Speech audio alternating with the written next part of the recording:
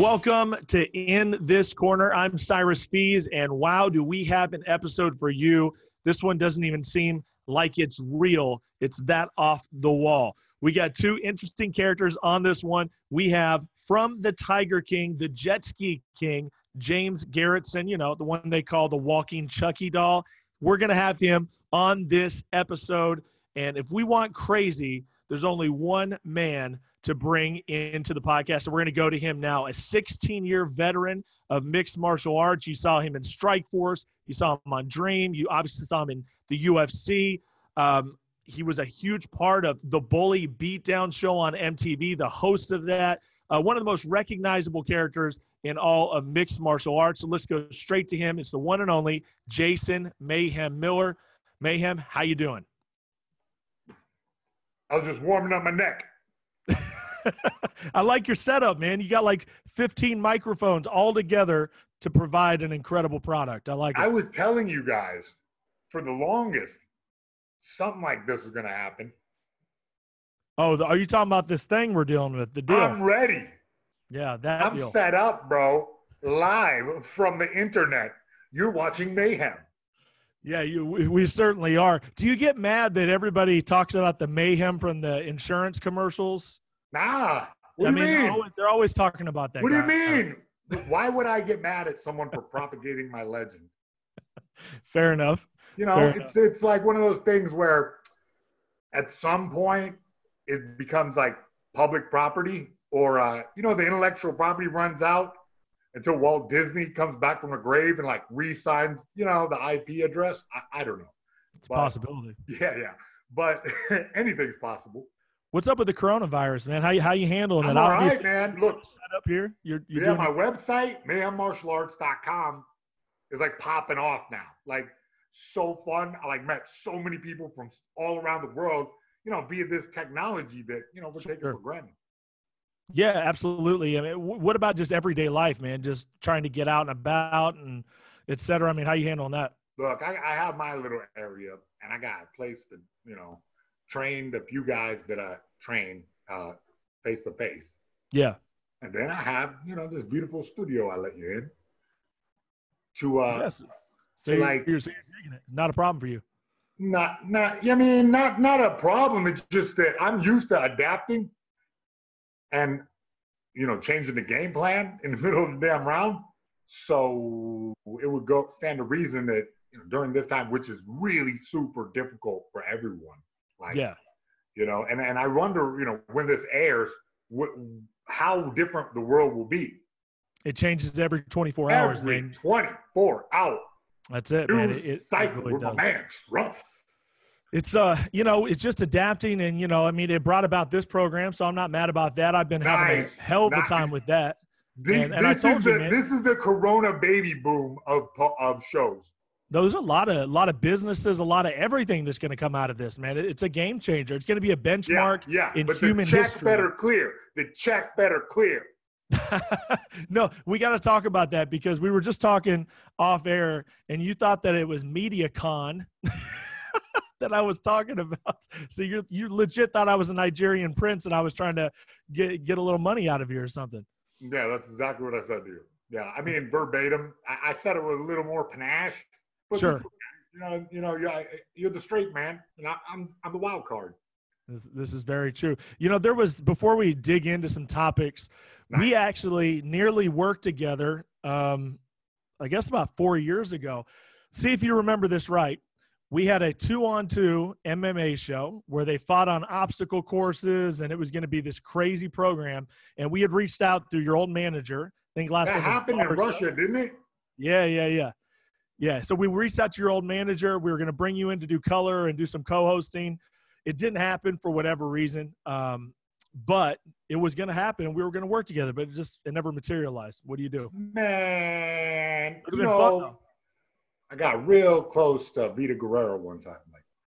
Don't say that, because now we got a sidetrack. Now, don't BS me. So, really? You know what I mean? Cry me a river.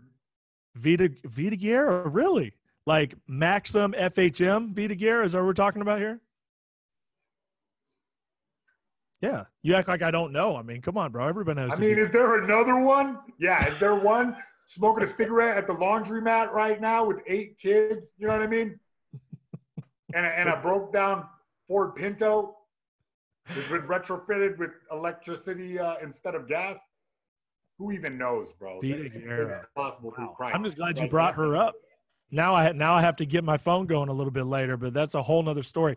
That being said, let's move into down south where you came up, down through Georgia, did some things. You know my guy Casey Oxendine, and you actually fought a good friend of mine, Tim Stout, in Nashville.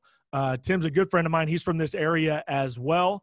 Yo, this Tim Stout, oh my goodness. Tim Stout. Just a beast of a man. Like, wouldn't quit. I got him a bunch of times. I look at the referee like, this dude is not quitting. I think maybe we should do something about this because my technique was on point that day, and I really worked I remember that fight. Yeah, he was a tough guy, man. Well, a lot of people don't necessarily remember just you and Tim Stout, but they obviously remember what happened afterwards. That's what I mean. I kind of feel bad that his gutsy ass performance was overshadowed by the whole Mayhem incident. The thing, yeah, that thing that happened, the Strikeforce Brawl. I think it's been 10 years, right? So didn't we just have the anniversary of this thing? Your Facebook memory is better than mine. Well, I mean, that stuff pops up all the time, but I'm pretty sure it was 10 years ago, just maybe a few weeks ago that happened. Talk about that because, we saw everything that happened 10 years ago. No problem. Hold my Red Bull. I'm going in. Well, let's talk about how it went down. How contrived was it? Tell me how contrived. What do you mean? What do you mean? Well, was it? That's what I'm asking. I was angry. Went into the place to get the fight. Like I said, we're gonna do the rematch. I beat up Tim Stout. I earned my money. First round. So, I thought we're all on the same page. Hey, but Diaz and his boys were not on the same page. Clearly. I've been jumped before.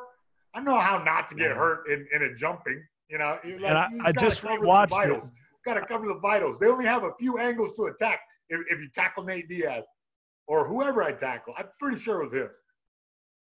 Do you, after that went down, obviously things got real salty real quick, made a lot of news. That being said, do you have a relationship with those guys? Are you guys cool? What's up with you? I don't know. We're talking through intermediaries. I feel like, I feel like we're just too cool to pick up the phone, give me a call.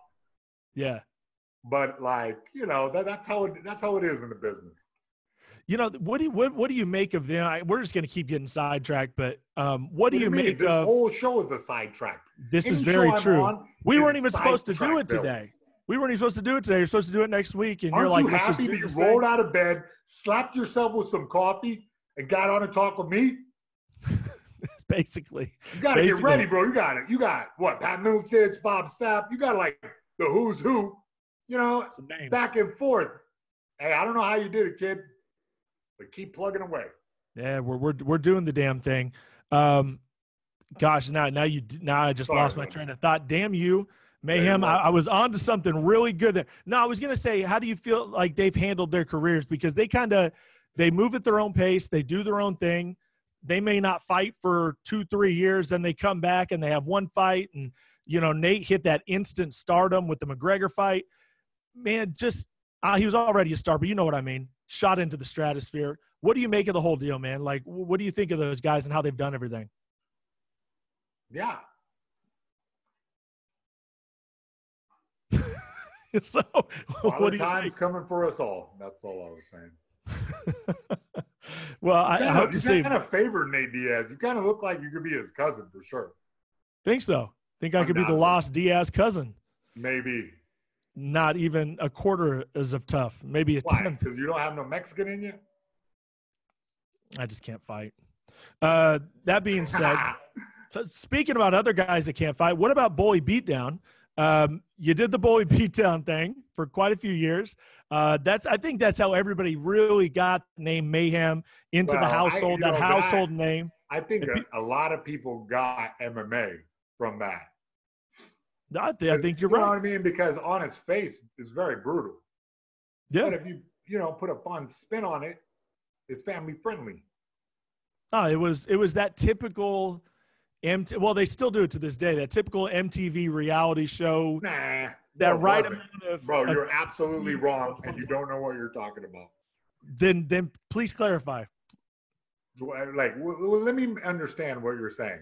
Restate No, what you said. what I'm saying is we had that whole run of shows like your Silent Libraries and your Bully Beatdowns and these shows that were Wait, just what is a silent library? next. Come on, man. You know all these shows. They were all on at the same time. Oh, I understand what you're saying. Yes, you're correct. That at the time, technology had advanced where everybody like had these small cameras and you could like cheaply film a show. But Bully Beatdown was not that. That Bully Beatdown was like little episodics Yeah. leading up to a big event that all happened on one day. So it's like a million fights all day long. Like, oh, real? Okay. So you kind guys of a festival atmosphere. I'm not gonna lie, completely different, bro. I wasn't 16 and I wasn't pregnant. You know, it wasn't in that vein. It was in a completely different, like, I agree. entertainment space of, you know, pro wrestling type, like, you know, before UFC was popular, like, just catering to a specific audience. But yes, skewing demographically younger. Yeah, no, I agree. Well, give me something that happened during that production that maybe people don't know about. You know, they always want to hear about that, like with Pimp My Ride and all those shows. There's always those secrets of the trade. Oh man, it's not quite as what it seems. A rare known fact that Exhibit would actually in the back of every one of those tricked out cars. That's a little. Now see, there it is. Breaking news. Was there anything like that with Bully Beatdown, though? Was there just something that, like, maybe everybody thought was real that maybe wasn't? Like, maybe just I don't know, not necessarily the fighting, but just, like, the disagreements and just the whole No. You know, look, here, I'll just like, peel back the curtain a little bit. Yeah, right? that's what I'm saying. Season 1, we just got away with it because it was like Ali G, where, like, nobody knew what the hell we were doing. And we barely did, you know, like the whole team was figuring out things in the first one. Number 2, started getting some popularity behind it. But by the final season, there were some real jobbers on there. You know what I mean? Like dudes that were, I mean, we had a guy that was so talented. He was cutting promos. He was like, you know, he just like totally zinged, you know, the protagonist, and like just was full of charisma. This heavyweight, I gotta find that guy actually,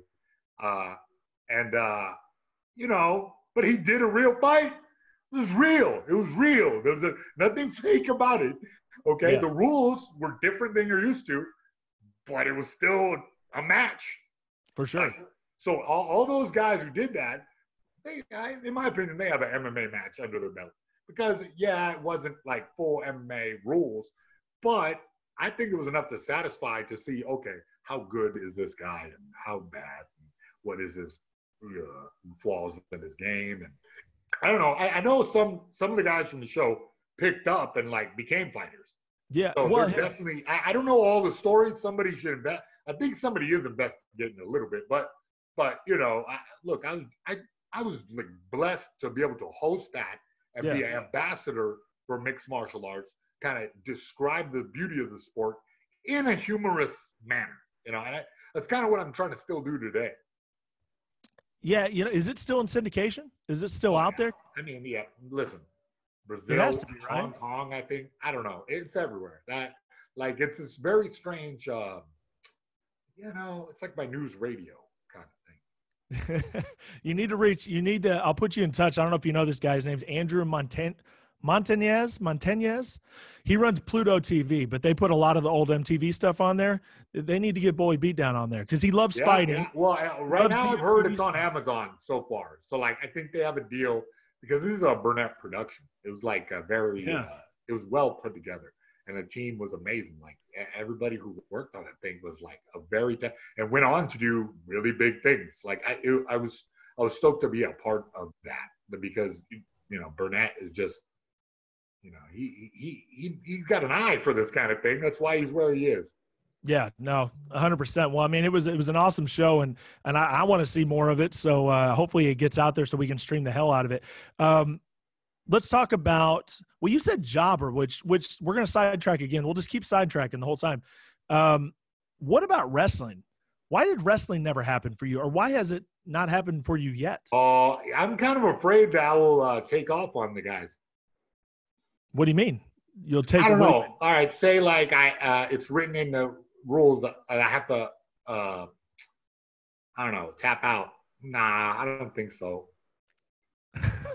Okay. So you're gonna grab my neck like that, but then what happens if I accidentally, KO Triple H? Whoops, my bad. I wasn't supposed to do that. And I think it would be pretty difficult even at his age. He's just got like a solid brick of a face because those WWE dudes are real. They're real athletes. Like 100%. No stuntman, but like not really, because you got to have some more charisma. You got to be able to work the crowd. You got to have, got to get your lines down. You got to. Have you never had really the interest in doing it? Is it because it's? Yeah. I don't know. What is it? Well, I mean, it's not for everybody. I totally get it. I don't see the benefit at this stage in my life. Like, okay. I never ruled it out, really. Yeah. I just hadn't got an appealing offer to do anything like that. Tom Lawler, man, that dude has. Oh, Tom Lawler, yeah, he's great. Incredible. Oh, I've heard. I heard that he's pro wrestling. Was he tag team guy? I don't know if he's. So, I think he might be got a tag team. I think I don't know. And Matt Riddle. Matt Riddle's doing amazing, bro. He's like on another level right now. He's killing it. Yeah, I think and Stephan Bonner does it as well. I think he does it more just as fun. And then obviously, Shamrock and Severn and all these guys have done it over the years. But I just like fighting for real. And I think that if I miss my cues and choke the guy out or something like that, I'll get fired like immediately, And yeah, it's possible. I was just doing what I was trained to do.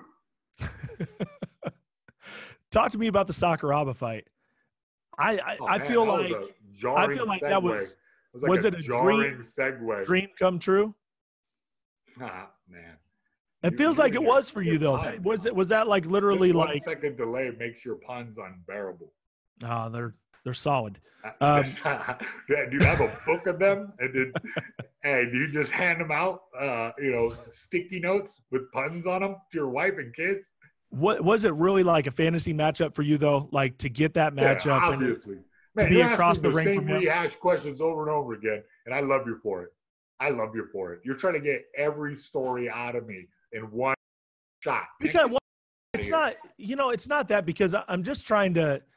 I want to see the inside of your head a little bit, and I want to see like really what you thought about that, because I could tell by your cadence and the way you handled it and the respect that you showed that like it was a real big moment in your life to be fighting in Japan, which has to be amazing. That's on my bucket list to announce in Japan, like just to be in one of those amazing arenas would be incredible.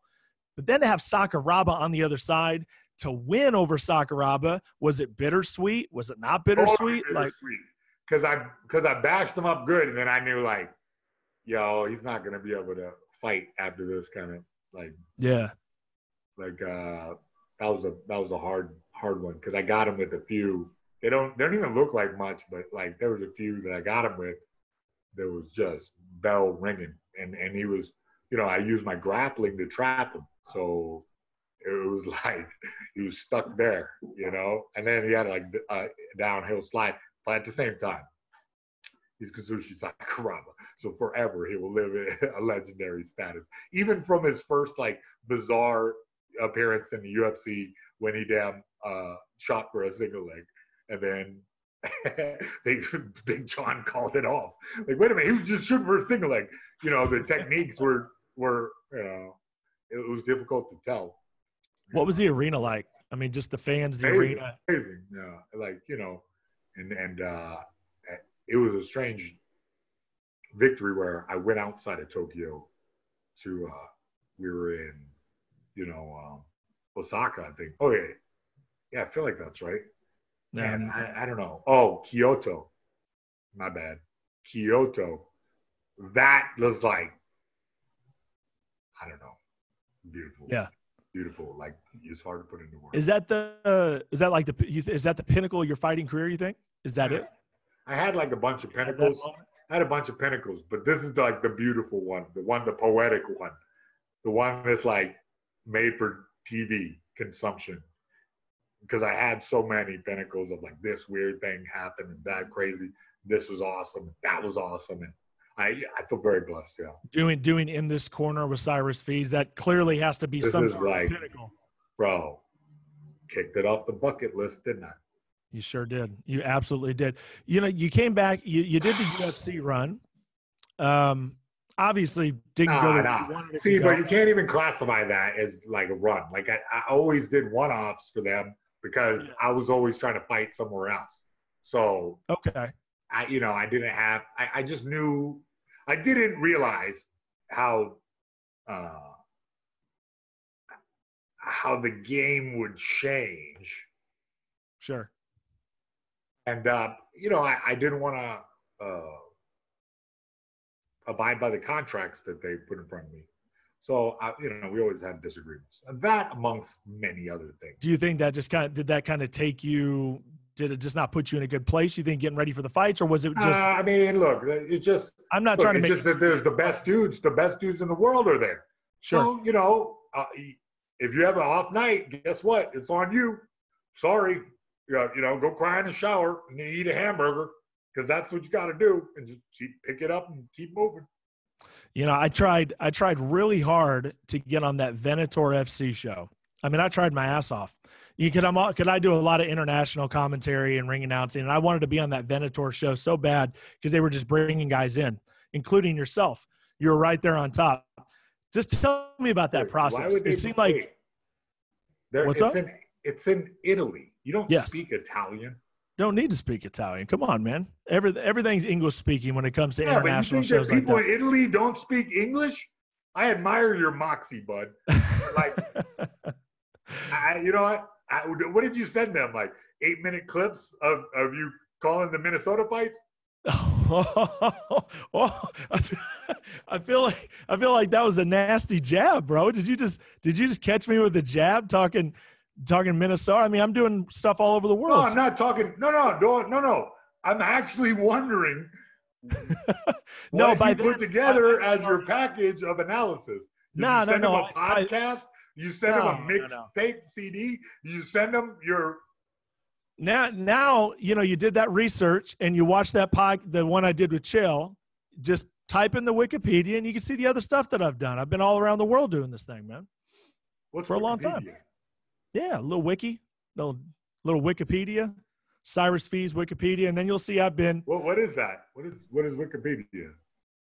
It's a website. It's on this machine. Yeah. Look that up. Anyways, what I'm telling you is I've been around the world, done a lot of cool things, but I tried to get on that show, and I couldn't make it happen. That being said, how was that experience? Because it seemed like it. Whoa, that was fucking horrific, bro. That was like losing 30 pounds. Putting back on 20 pounds, dying tired, like just get in,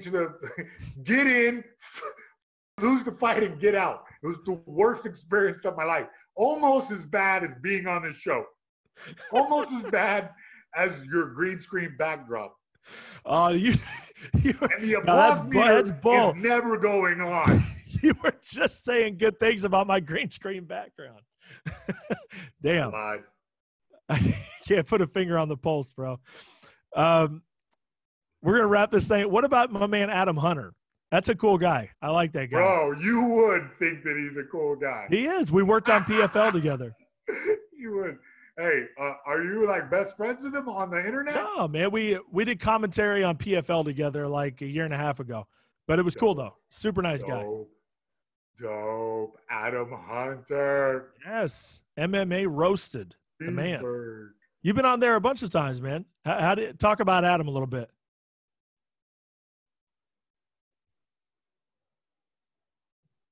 You still there? Did we lose him? What happened? Nothing. Oh, well, I lost you. All right, well, let's wrap this thing up. You cool with that? All right, cool. Well, Mayhem, obviously you are staying busy, doing a lot of podcasts, doing a lot of stuff, man. You got any plugs that you want to put out there about anything you got coming up? Everything is at mayhemmartialarts.com. That's mayhemmartialarts.com. Sign up now for the Saturday seminar. Boom. There it is. It's been a pleasure. It's been a lot of fun. We should do this again sometime. Have your people call my people. That was Jason Mayhem Miller.